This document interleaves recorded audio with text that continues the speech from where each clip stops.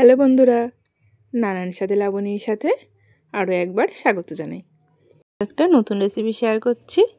তো এই রেসিপিটার নাম হচ্ছে দই মাছ। তো এই রেসিপিটা করতে কিন্তু বেশি মশলা লাগে না, শুধুমাত্র কয়েকটা মশলা নিয়েই কিন্তু এই রেসিপিটা তৈরি করা যায়। তো রেসিপিটা শুরু করছি। তো এখানে আমি কিন্তু রুই মাছ দিয়ে এই দই মাছের রেসিপিটা করব। এছাড়া কিন্তু কাতলা মাছ বা পোনা মাছ দিয়েও করতে পারেন। তো এখানে আমি রুই মাছ নিয়েছি, লবণ হলুদ ভালো করে রুই মাছগুলো আমি মাখিয়ে নেব। তো ভালো করে মাখিয়ে আমি কড়াইতে তেল দিয়ে দিয়েছি। এবার তেলটা যখন ভালো করে গরম হয়ে যাবে তখন কিন্তু আমি একে একে মাছগুলো দিয়ে দেবো। তো একে একে মাছগুলো দিয়ে আমি ভেজে নেব। তো রুই মাছগুলো আমি একে একে দিয়ে উল্টে পাল্টে ভেজে নেব। যখন এক দিকটা ভাজা হয়ে যাবে তখনই কিন্তু আমি ওপর দিকটা উল্টে দিয়ে ভেজে নেব।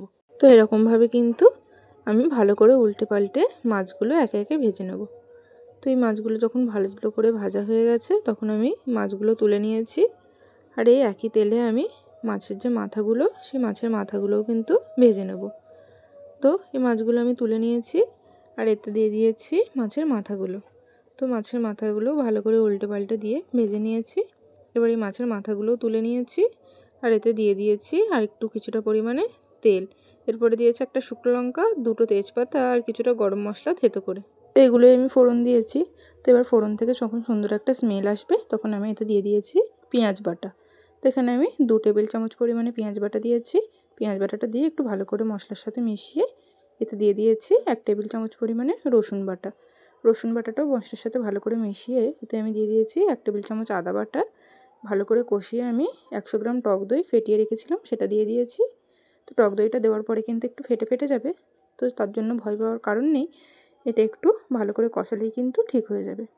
তো টক দইটা দিয়ে ভালো করে কষিয়ে ওই টক দইয়ের বাটিটা ধুয়ে অল্প পরিমাণে জল দিয়েছি আর এতে দিয়ে দেব লঙ্কা গুঁড়ো, দিয়েছি লবণ আর স্বাদের জন্য চিনিটা কিন্তু অবশ্যই দিতে হবে, কারণ টক দই দিয়েছি।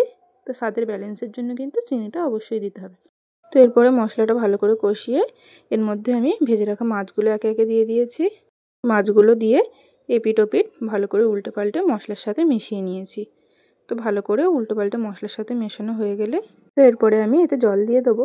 তো পরিমাণ মতন আমি এতে জল দিয়ে দিয়েছি আর জলটা দিয়ে একবার আমি ঢেকে রাখবো। তো জলটা দিয়ে যখন ঢেকে রেখেছি এবার ফুটে উঠলে মশলার সাথে মাছটা আরেকবার ভালো করে মিশিয়ে নেব। তো গ্রেভিটা ফুটে উঠেছে। এবার এতে আমি 2টো চেরা কাঁচা পাকা লঙ্কা দেবো। তো এখানে পাকা লঙ্কার বদলে কিন্তু শুধু কাঁচা লঙ্কা ইউজ করা যেতে পারে। এরপরে একটু গরম মশলা গুঁড়ো দিয়ে নামিয়ে নিলেই কিন্তু রেডি হয়ে যাবে এই দই মাছের রেসিপিটা। তাহলে রেসিপিটা কেমন লাগলো অবশ্যই কমেন্ট করে জানাবেন। রেসিপিটি যদি ভালো লেগে থাকে চ্যানেলটি সাবস্ক্রাইব করে পাশে থাকবেন। আর যদি ফেসবুক থেকে দেখেন পেজটি ফলো করে দেবেন। দেখা হচ্ছে নতুন কোনো ভিন্ন স্বাদের রেসিপিতে।